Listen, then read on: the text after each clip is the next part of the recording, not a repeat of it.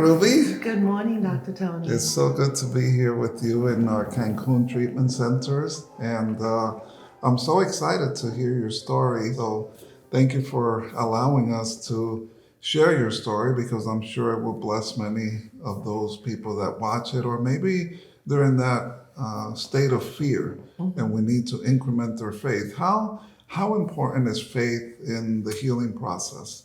I would say probably for me, it's the number one thing.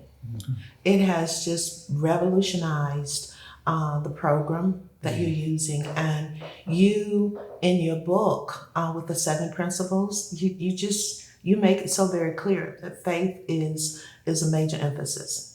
And for me, I know I'm healed. God's word said it, and I believe it. Amen. And when I started acting on that, my body started to responding to a lot of those things that you had given me to do. And so I'm thankful for that. So, Ruby, you were diagnosed with breast cancer back in February of 2021. Yes. How was that? How did that happen? Did you feel a lump, or was it a routine checkup? Actually, I felt the lump Okay. and went to my caregiver. He suggested I have a thermogram done, and then things started to move very quickly from that point. And it wasn't time to think. It was everybody was rushing and rushing, and I wasn't having time to process any information. And my husband and I eventually sat down and said, we got to stop and stop this whirlwind. And but yes, that's how it happened. And that led to a biopsy, correct? That led to a biopsy and CAT scan and all those things that they tell you, a CT scan, all those things they tell you that you need. But yes, it led to a biopsy. And at that time, it was definitive evidence that you had breast cancer, and it was estrogen receptor positive. Yes. Yeah. And so, what were the treatments offered to you at that time? An oncologist was chosen for me. We went to meet with her, and she really said to me, this is what I do for 3 months, this is what I do for 4 months. But she didn't go into any detail. She was very bland with what she did, and I said, well, do you offer anything naturopath? And she says, no, this is what I do. And I said, well, we're looking for something naturopath. And I had a lot of information for stuff that I thought she could do for naturopath. And she said, I don't do that. And so she said, make an appointment. I'll see you in 2 weeks. So pretty cookie cutter, right? Whatever was in the book, yes. That's what you were going to be, that's what you were recommending. Yes, yeah. So what went on in your mind when you were hearing all this? That wasn't a protocol for me. Why? That wasn't a protocol for me because I had worked as a clinical scientist for over 40 years. And my first job was as a hematologist. And so when you're looking at smears and you're seeing blast cells coming out of the bone marrow, and when you're talking with the pathologist about these same patients, and he says, oh, some of these people will go to Mexico for treatment. That was 40 years ago. And I never thought I would be one of those patients, but that thought stayed with me. So you were afraid of the toxicity and the quality of life, or what in particular did that experience being a scientist help you decide that you didn't want to do the conventional treatment? I knew that you don't give a sick person radiation and chemotherapy. You don't do that to a body that's the immune system is compromised. Okay, so let me ask you this, Ruby. You're an intelligent person. You've been in the health field, the scientific world for many years. Why do you think people with cancer who have had chemo or the standard of care, some of which do okay? What is your thought about that? I think that a lot of it is where the mind is. When you go into a situation where you're already defeated, you are defeated. Some of it could be the caregivers themselves. I mean, we feel love. Just like a person who goes in the kitchen and cooks a meal and the meal is good, they put love in the meal. I think a lot of that also is from the caregiver. That's interesting, right? I concur with that because chemo and radiation cannot cure cancer. As a colleague of mine said many years ago when she was diagnosed with breast cancer, she said, I didn't get breast cancer because lack of chemotherapy. Right, right. So how is the chemo going to ultimately cure it? We know Yes.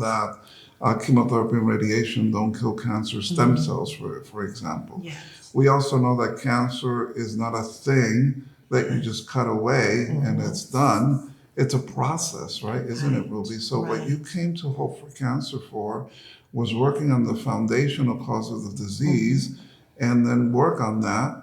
And then that tumor microenvironment, that cancer terrain, doesn't have the opportunity to allow Right. the tumor to progress. Right. Is that right? Right. That's right. And just knowing, Dr. Tony, that there is a biome of how things work and how God has already created the body so magnificently to do healing in its own, knowing that if things are put in place like they need to be, the body is going to heal. So, changing subjects a little bit, how did you hear about Hope for Cancer when you decided that the conventional approach was something that you didn't want to do? It's my husband and I had visited this same oncologist for the second visit, and her results were the same. I do this for 3 months, I do this for 4 months, and this is how I do it. And of course, that's when she said, and if you work with me, you'll have to sign a contract. You won't be doing anything else. You won't be doing anything homeopathic. We were at home. COVID had just come in. It was February 2021. Sunday nights, our churches were closed. And my husband and I were sitting in the library and we were praying. And we said, Lord, we don't know what to do. We know that this is not the route you would have for us. So what do we do? And we watch a lot of YouTube. And so we had finished praying and talking to the Lord. So we turned on YouTube, and on YouTube pops up Hope for Cancer. And we listened to the whole complete introduction of Hope for Cancer. And my husband turned to me and he said, I think God just sent us an answer. And so we were so excited. So started doing some research on Hope for Cancer, called California. And you were supposed to be here when I got here in March. And so you came actually the day before I was leaving. And so, but that's how we got here. You have a good memory. My husband says that too. Yeah, so you were diagnosed in February 2021, and in March 2021, you were here. I was here. Yeah. And so God brought you here. And I truly believe Yes. that. I am sure after 22 years of having opened Hope for Cancer Tijuana Center, now the Cancun Center where we are now, opened in 2015, I am absolutely sure that everyone, whether they recognize it or not, Right. they come here because the Lord has Yes. brought them here. Yes. And that's been some of your experience in the 4 times that you've been at Hope for Cancer. It has been. I know that this place is specifically set by God. And it blesses my heart that it says hope, because that's what Christ wants us to have, is hope. And I know that when God gave you a vision all those years ago, it was for the people who had no hope. And this place offers. This place, the TJ facility as well as the Cancun facility, offers so much hope. It's been over a year of your diagnosis and over a year that you first came to Hope for Cancer back in March of 2021. And this is your 4th visit to Hope for Cancer. And what are your results now? How are you doing, Ruby? I am doing super, Dr. Tony. My assessment yesterday says that I am doing well, but I already knew it before I got here. The Holy Spirit had already told me that, number one, he tells me I'm already healed, that he wants me well, and I believe that. So I expected the results I got yesterday, and the results yesterday just affirmed that I'm healed. And the results were very good. As I told you and your husband yesterday, she wasn't very surprised. I was like, wow, Ruby's going to be excited. They're going to jump off their seat or off their chair. But she was, oh, I knew that was coming. It's so awesome when a patient has that much faith and knowledge, and it's not unfounded. This is in Scripture. This is what God has promised to us. So Yes. we know that it's going to happen. Amen. What about those patients that you've come across in your visits here at Hope for Cancer that don't do well or as well as we want? What is your recommendation? Maybe there's some of those patients watching this, or some of the people that have had conventional therapy and they're not doing as well as we want. What is your advice or recommendation for them, Ruby? No, number one, what I've learned that cancer is just a big bully. And I tell cancer patients now, because I'm running into them and they're calling me constantly at home, and I just tell them, cancer is a big bully. And God tells us constantly in the Bible, the Lord tells us, do not fear. He has come to give us peace. So know that peace is your friend and fear is your enemy. God has already put his foot on the head of cancer, because he said, at the name of Jesus, every other name must bow. Cancer is just a name. And so when I look at it as it's already defeated in my life, I know who Christ is, I know how much he loves me, and I want you to know that when you know how much he loves you and that cancer is a big bully, you get on the winning team because you're already there, and now you incorporate the programs that work, and the 7 key principles work. So you're on a winning team, you've got principles that work. There is no defeat. We are no longer victims, we're victorious. Wow, what great advice and recommendation. Thank you for that, Ruby. And I know that comes from your heart. It comes from you going through this journey.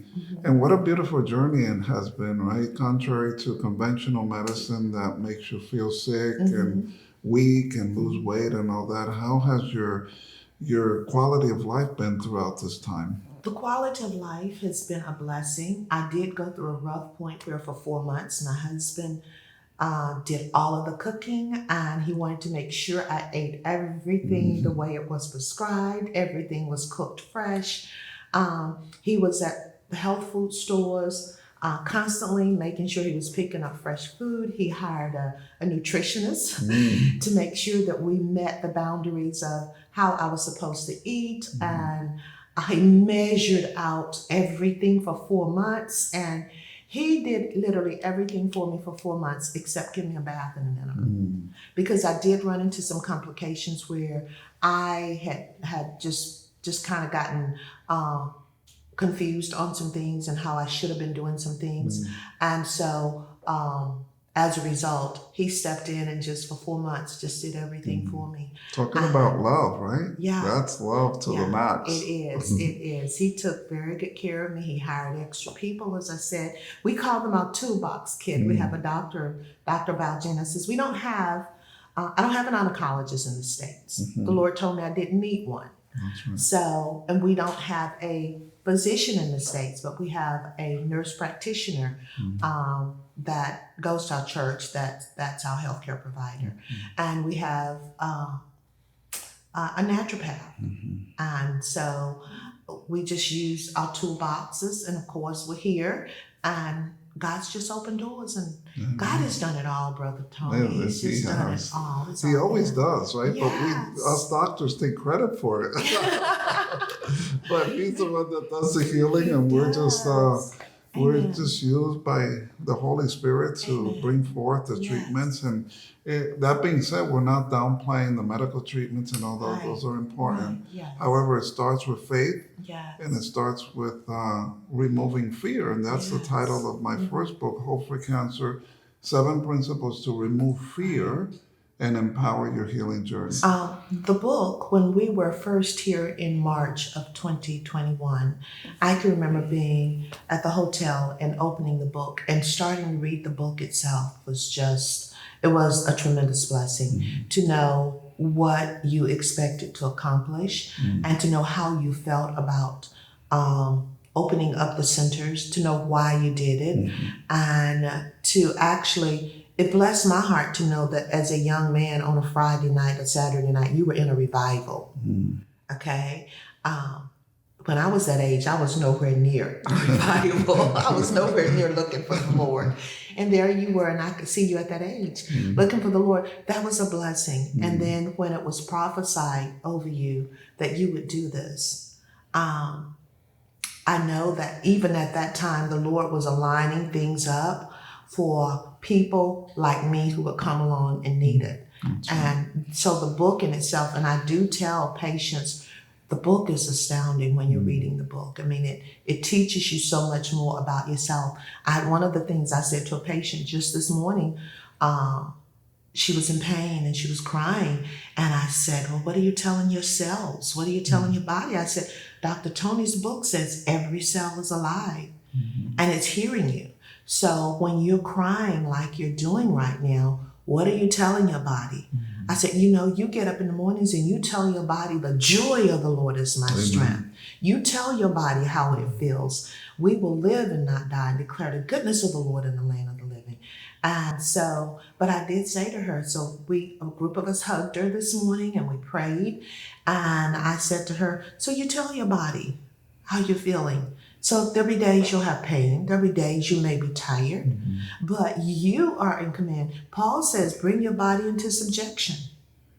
So it's important that we do that. Well, thank you for that, Ruby. I know that many of the viewers will be blessed by your words, your inspiration, your journey, your attitude, and how you continue to reach out to others and just touch them, because you never know what this is going to happen downstream, right? Every patient, every soul is divinely created. So thank you for that, and many blessings to you all.